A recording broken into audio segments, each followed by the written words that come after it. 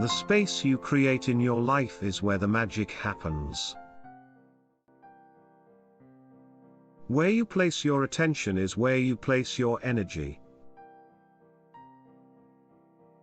Knowledge is power, but knowledge about yourself is self-empowerment. The best way to predict your future is to create it, not from the known but from the unknown.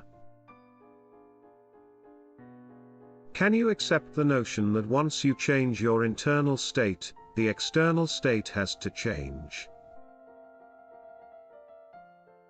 To the materialist, a rich inner life is a fairy tale. In the process of self-change, you are literally unfolding a new reality.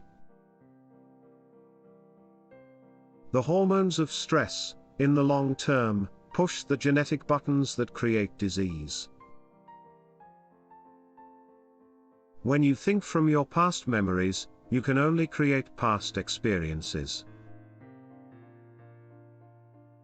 The moment you decide to no longer think the same way, act the same way or live by the same emotions, it's going to feel uncomfortable. And the moment you feel uncomfortable, you just stepped into the river of change.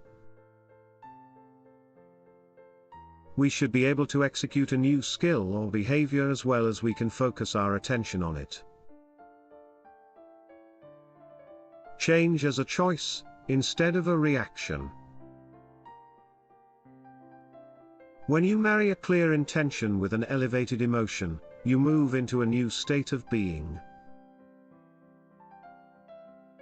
The privilege of being a human is that we can make a thought seem more real than anything else. Personal reality, or your life experience, is created by your personality.